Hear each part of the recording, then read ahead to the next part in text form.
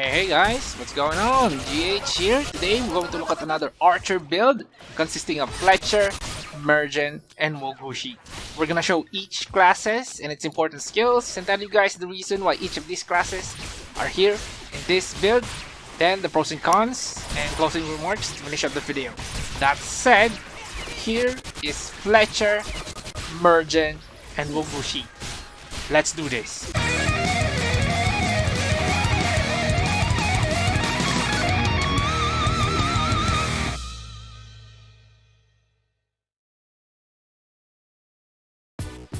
Okay, here's the build. We got Fletcher, Mergen, and Wugushi. Let's start with Wugushi.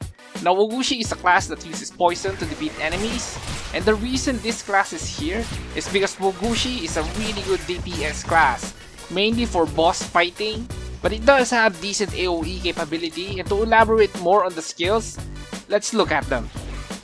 First skill is Poison Pot. This is a poison pot that you throw at a certain location of your choosing, and it has an added effect based on what card you're using on the Poison Pot menu. This is good in both boss fighting and mobbing, and is usually combined with its another skill called Jinkang Gu.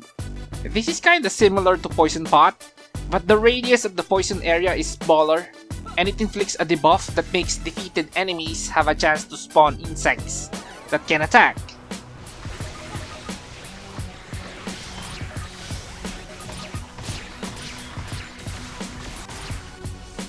The next skill is Wide Miasma.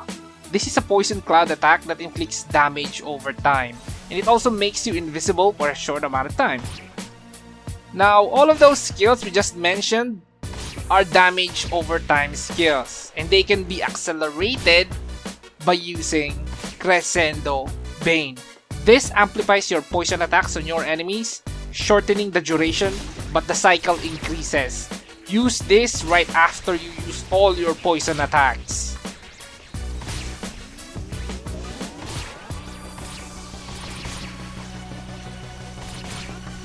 Last skill for Wugushi we're gonna cover is Latent Venom. This is another damage over time debuff that lasts for 100 seconds. And there's an art for this called Enervation that adds an additional effect that reduces enemy strength up to a maximum of 50%, and it also increases your strength. A pretty useful skill if you ask me. And that's Wugushi, a very good class with a myriad of very good skills, which is a problem because you only have a limited amount of skill points. I guess that's good in general.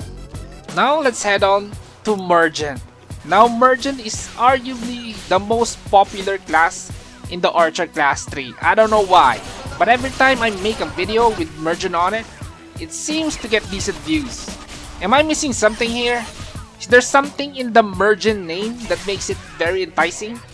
If you know something, share it on the comment section down below and enlighten us. Anyway, Mergen is a two-handed bow specialist with mostly area attacks that deal high to moderate damage. Now let's look at the skills. First off is Zenith. This is an area attack surrounding you, and the closer the enemy is to you, the more hits they're gonna get. This is a very strong attack. Make sure to be close to your main target when using this. Next skill is Homing Arrow. This is a bow attack that fires multiple arrows at targets. Preferably use this for single target to get the most out of it. Third skill is Spread Shot. This fires 5 arrows at once to inflict damage, and it gets additional damage if the target has Fear debuff. Last skill we're gonna look at for Mergen is Arrow Sprinkle. This is an area attack that deals damage if the target is hit by the rain of arrows. For what it is, it's not good. But with the arts called Barrage, which changes how it works, making it deal equal damage to all enemies in range, and the damage per hit is increased, it kinda becomes okay. And that's Mergen, a popular two-handed bow specialist, which is a great addition to any build using two-handed bows. Now let's go show the last class, Fletcher. Now Fletcher is a class that can use two-handed bows and crossbows. And the reason this class is here is because we needed more single target damage. And with Fletcher added to the mix, this build became a very good boss fighting build because of its skills. The first one we're gonna show is Bodkin Point. This is a hard-hitting single target skill that ignores 15% of a target's physical defense. Second skill is Broadhead.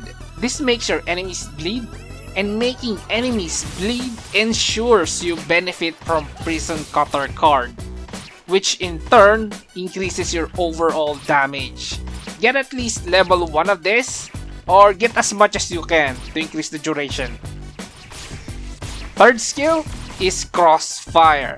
This is your primary AoE attack as a Fletcher. This deals damage and burns enemies for 10 seconds. Another very useful skill.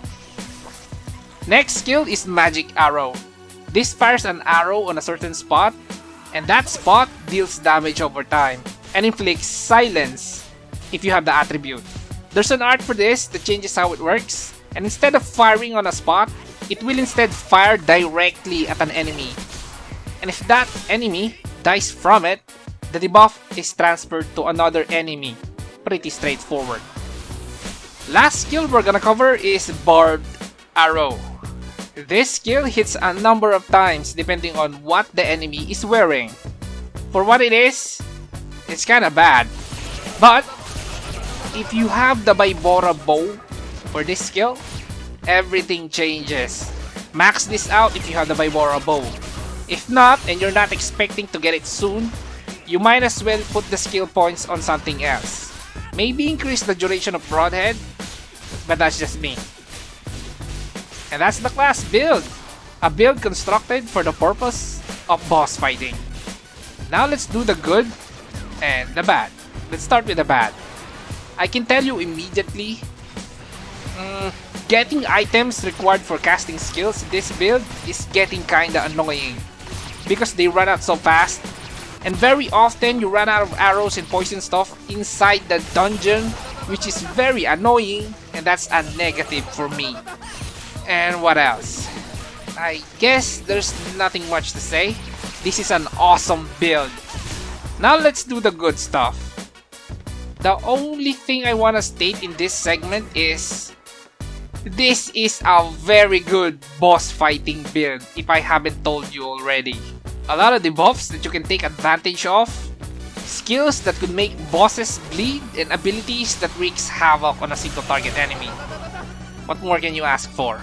All in all, this build right here is a very viable build, especially if you're that guy who always wants to be the highest damage output guy. And that's it, guys. That's another Tree of Savior video. Hope this helps. What do you think? Is this build not good, or is it awesome? Share your thoughts in the comment section down below, and if you like the video, hit the like button, share, and then subscribe to be part of the Gaming Hardcore family. And as always, this is Gaming Hardcore. See you in the next one.